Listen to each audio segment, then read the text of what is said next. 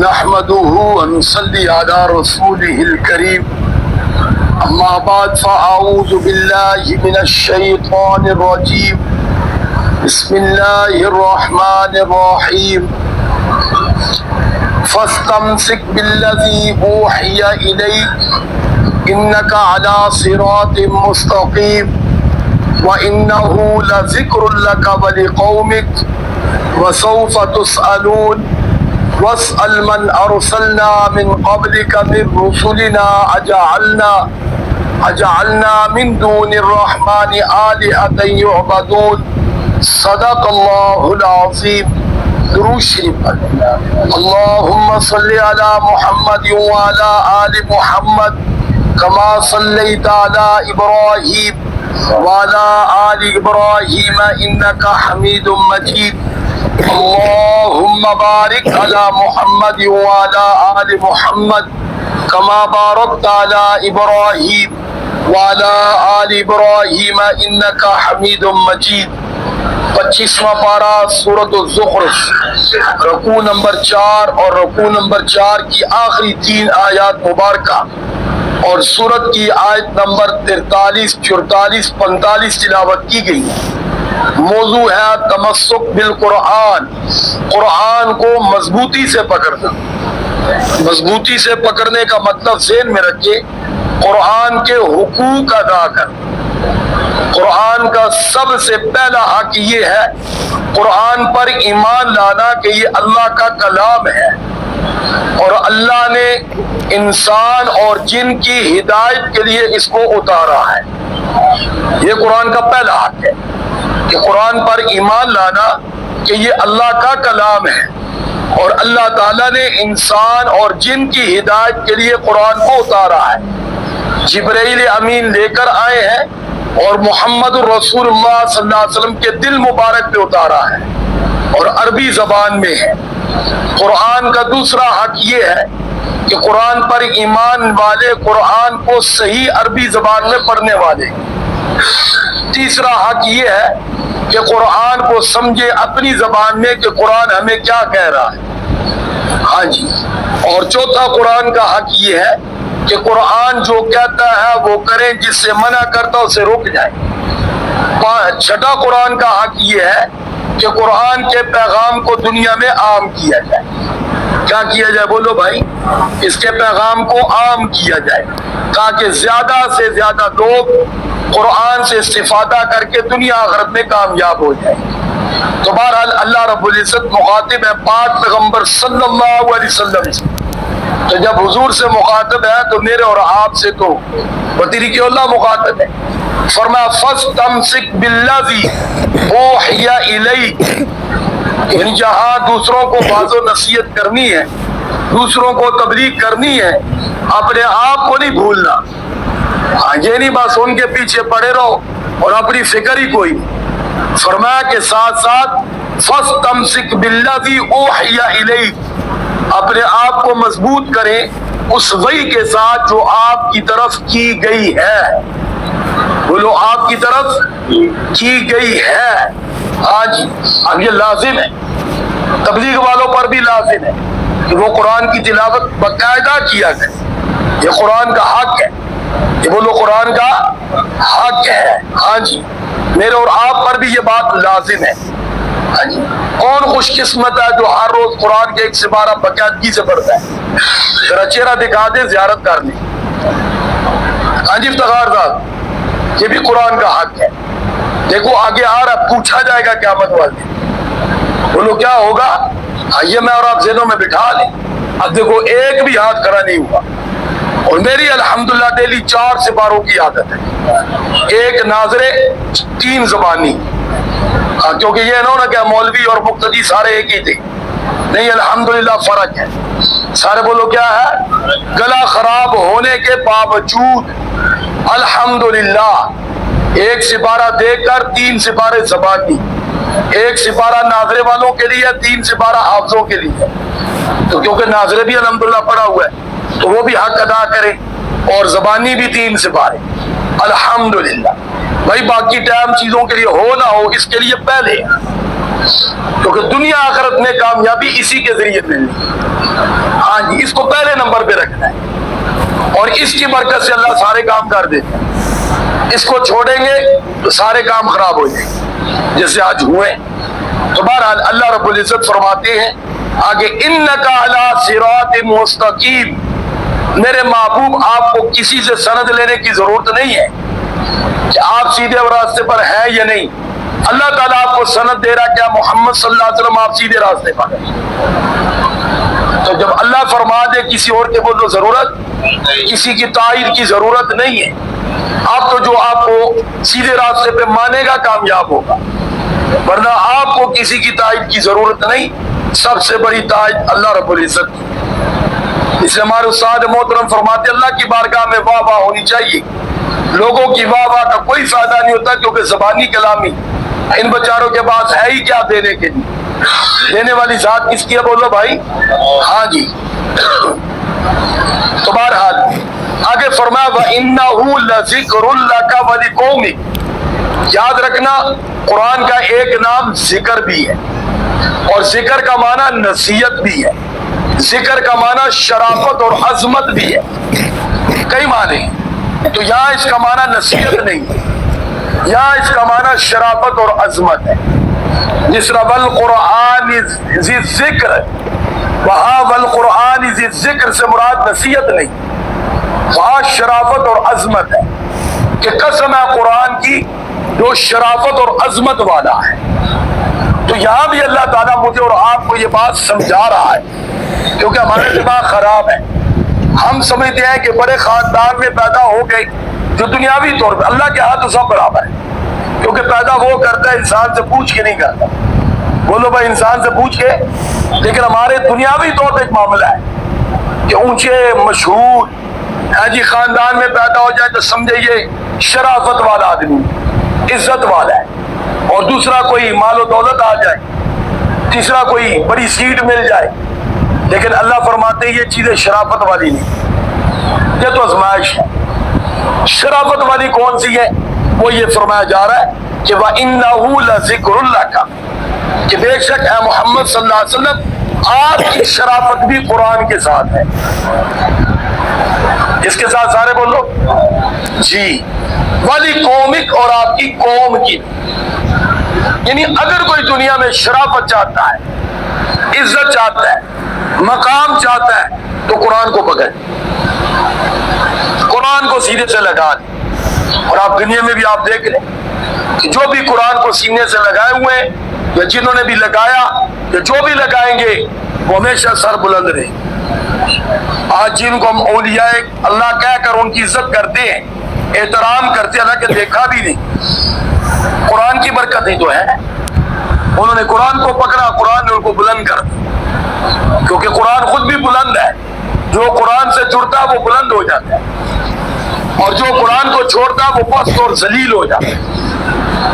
مثال دیکھیں بلال حبشی رضی اللہ تعالیٰ، دنیاوی طور پر بظاہر کوئی بلندی والی بات ہے، اس کو پکڑا بولو قرآن، کتنے بلند ہو گئے، کتنے بلند ہو گئے کہ میں اور آپ ان کی بلندی کو دیکھنا چاہیں تو ہماری ٹوپی گر سکتی ہے، گردن ٹوٹ سکتی ہے، ان کی بلندی کو پہنچ دیکھ نہیں سکتی۔ اور ابو جہل، عتبہ، شیبہ یہ دنیاوی طور پر کتنے بلند تھے، قریشی ہے، ان میں ہاشمی ہے، ہاں جی سردار ہیں، مالدار ہیں، لیکن قرآن کو چھوٹا ذلیل و خوار ہو، نہ قریشی ہونا کام آیا، نہ سردار ہونا کام آیا، نہ مال کام آیا۔ اس لیے اس آیت مبارکہ میں مجھے اور آپ کو بھی بتایا جا رہا ہے کہ نظریہ بدلیں، سوچ بدلیں۔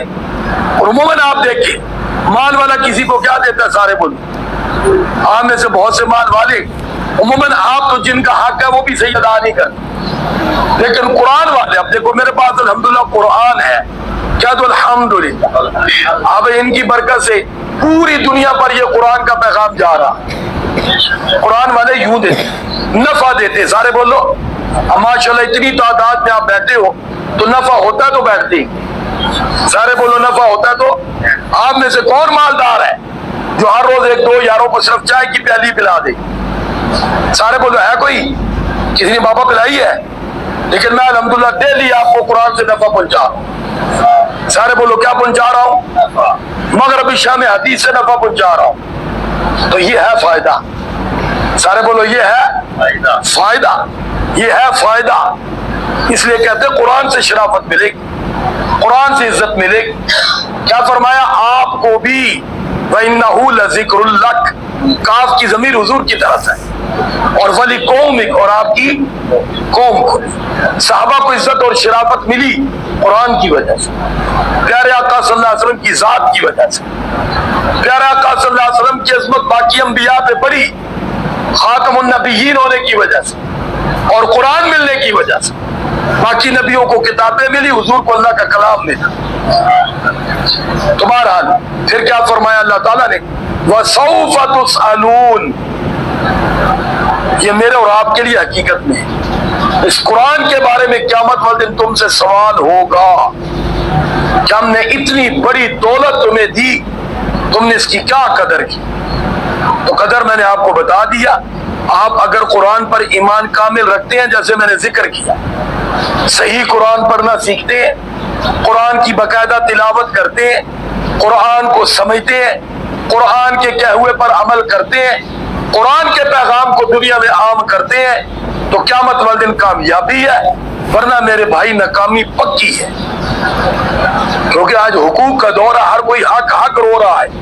تو سب سے پہلے میرے اور آپ کا کے اوپر حق اللہ رب العزت کا, اس کے بندے قرآن کا حق ہے, کیونکہ یہ میرے اور آپ کے لیے دنیا آخرت میں کامیابی کے لیے. پیارے آقا صلی اللہ علیہ وسلم کے حقوق ہیں, وہ میرے اور آپ کے رہنما ہیں, یوں درجہ بدرجہ ہے.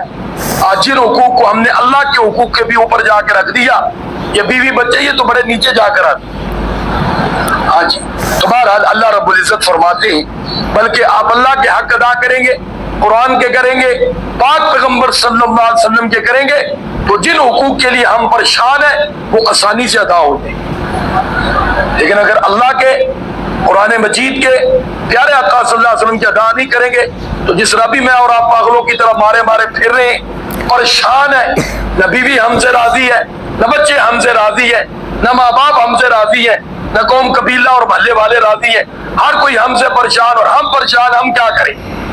سارا دن تو تمہاری طرح پاگلوں کی, تمہارے لیے پاگلوں کی طرح پھر رہے, تو پھر یہی نتیجہ ہو. سارے بولو پھر ہاں.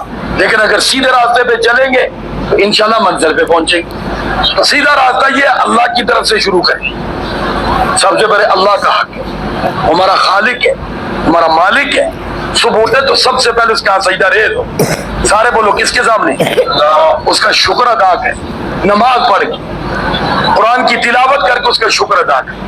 پیارے آقا صلی اللہ علیہ وسلم کی ذات پہ درود شریف پڑھ کے حضور کا شکر ادا کریں کہ ان کی برکت سے دین ملا ہے. یوں ہاتھ ڈالیں گے کسی کام میں, سورۃ یاسین پڑھیں صبح کے وقت, ایک سپارہ تلاوت پڑھیں, ذرا پھر اپنے دن کے کام دیکھیں. اذان ہو جائے کام چھوڑ کر نماز کے لیے آئے. اب میرے اللہ نے بلایا, اب یہ میرے اللہ کا حکم اور حق ہے میرے اوپر. تو بہرحال اللہ رب العزت فرماتے ہیں وَاسْأَلْ مَنْ أَرْسَلْنَا مِنْ قَبْلِكَ مِنْ رُسُلِنَا, آپ سوال کیجئے ان سے جو ہم نے آپ سے پہلے بھیجے ہیں رسولوں میں سے. کیا اجعلنا من دون الرحمن آلہہ, کیا بنایا ہے ہم نے رحمان کے علاوہ کوئی اور الہ, یا بدون, جس کی عبادت کی جائے, یو بدون, یقیناً نہیں, یو بدون, جس کی عبادت کی جائے اللہ کے علاوہ. اللہ نے کوئی اپنا شریک نہیں بنایا کہ اس کی عبادت کی جائے. اور یاد رکھنا یہ جملہ, اب یہ کہ آپ سوال کریں, پوچھیں. عبداللہ بن عباس رضی اللہ عنہ کی روایت میں ہے, معراج کی رات حضور نے انبیاء سے پوچھا تھا, ادھر ہے نا کیا پوچھیں. تو معراج کی رات جب تمام انبیاء حضور کی ابتدا میں مسجد اقصی میں موجود تھے, تو حضور آقا صلی اللہ علیہ وسلم نے پوچھا کہ آپ کو اللہ نے کس لیے بھیجا.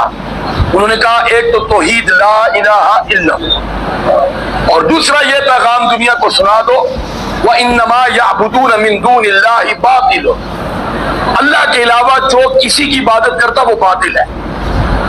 اللہ کے علاوہ کسی کو مشکل کشا کہنا باطل ہے, اللہ کے علاوہ کسی سے مدد مانگنا باطل ہے, اللہ کے علاوہ کسی کو داتا دستگیر کہنا باطل ہے, اللہ کے علاوہ کسی کے سامنے جبین جھکانا باطل ہے.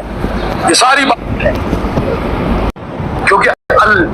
العاقل تکفی الاشارہ، عربی کا یہ مقولہ کہ جتنا بڑا عقل مند آدمی ہوتا ہے اتنا اس کے لیے اشارہ ہی کافی ہوتا ہے۔ تو انبیاء نے ایک جملے میں یہ ساری باتیں جمع کر دی کہ انما یعبدون من دون اللہ باطل، کہ اللہ کے علاوہ کسی کی عبادت کی جائے جو اللہ کا حق ہے وہ باطل ہے، وہ قبول نہیں۔ ساتھ حضور کے بارے میں انبیاء کرام نے یہ بھی ذکر کر دیا انتا خاتم النبیین و سید المرسلین، کہ آپ کے بارے میں ہمیں یہ اللہ کا حکم تھا اپنی امتوں کو بتا دو کہ محمد صلی اللہ علیہ وسلم خاتم النبیین، آخری نبی اور انبیاء کے سردار ہیں۔ رسولوں کے بولو کیا ہے؟ یہ انبیاء کرام نے پیارے آقا صلی اللہ علیہ وسلم کو معراج کی رات جواب دیا۔ اللہ کی ذات کے بارے میں کتنی باتیں کہی؟ دو، ایک تو لا الہ الا اللہ، دوسرا اللہ کے سوا کسی کی بھی عبادت ہوگی تو وہ بات ہے۔ حضور کے بارے میں بھی دو بات، ایک بات کیا ہے؟ انت خاتم النبیین، کیا آپ خاتم النبیین ہے، دوسرا سید المرسلین، سارے اللہ کے بھیجے ہوئے رسولوں کے سردار ہیں۔ تو بہرحال آمنا، ہمارا اس پر ایمان ہے۔ اللہ رب العزت فرماتے ہیں کہ جو بھی اللہ کے علاوہ کسی کی عبادت کرتا وہ باطل ہے، عبادت اللہ کا حق ہے۔